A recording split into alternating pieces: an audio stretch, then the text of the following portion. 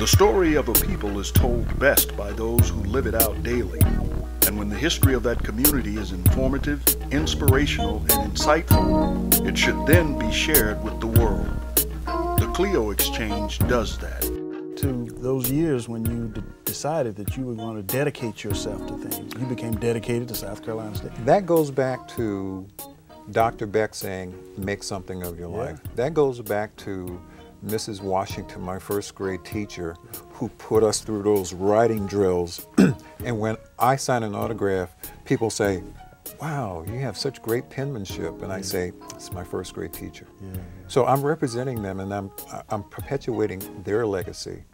And that's what I see, and that's what I try to do in the things that I do. I try to create a legacy, whether it's with my kids, with my friends, whatever.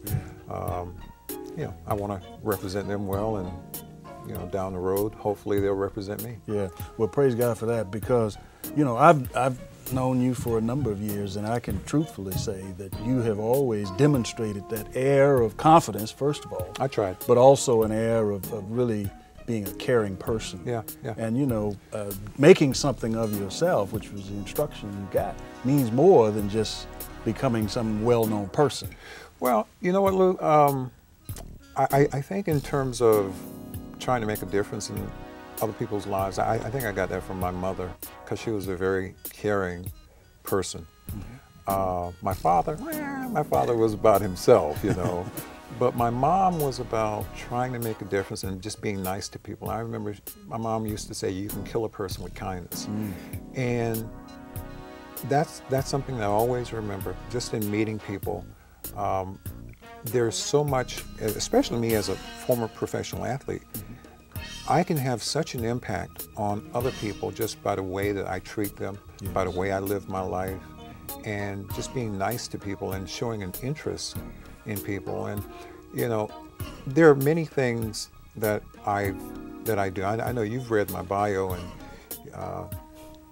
I go from one extreme to the other. I speak with groups who are corporate executives, politicians, but I also go into prisons and work with young people who are incarcerated, because I know that, you know, it could be me. I mean, That's right. And I also understand that there are people who are incarcerated who are not bad people, but they've done some bad things.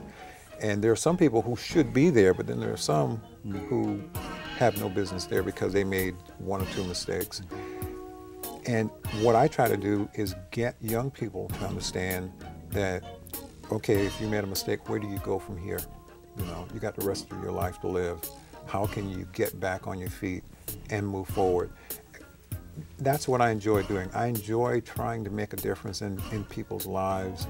It causes me, gives me an opportunity to sleep well at night knowing that I've touched somebody. As we're winding down, you wrote a book. I'm in the process of writing a book. Writing another one. Yeah. But I wrote one in '85. Point of Attack. Right? Yeah, Point of Attack, yeah. Did that have something to do with the fact that you were on the line and no, Point of Attack. There's a short distance. No, Point of Attack was a book that was, I was asked by McGraw-Hill to do this book. It was a 3-phase book. It was part autobiography. It was part talking about my first 10 years in the National Football League, and it was part on the '85 football season. And the new one coming out? The new one coming out is called The Smell of Freshly Cut Grass. And I gave it that title because if you play football, every football player who begins playing knows what the smell of freshly cut grass is all about. And that's that one smell that we all can identify with. And in that book, I'm talking about my career from a different perspective, because that first book, there's certain things I couldn't put in that first book because I had kids and the old ladies in church were going to read it, and I had to take certain things out. This book, I can let her rip because my kids are growing. I can put everything I want to put in the book, but also document the case of concussion. And you know, and that book is going to be a reason for me to bring you back. Okay. Because I have a son-in-law who retired from the NFL, and Andre Wadsworth, and I talked to him about, what do you miss about football? He said, the smell of grass. Yeah. And so you're onto something. Yeah. Well, half hour is just not enough time for you and I to Well, then you need to extend this to an hour.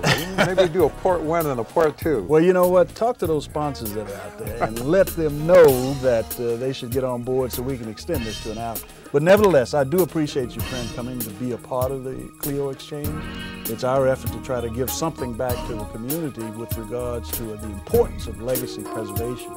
And you're a part of our legacy that we want to preserve. So I'm just so thankful that you came to be with us. I really appreciate it. God bless you. All right.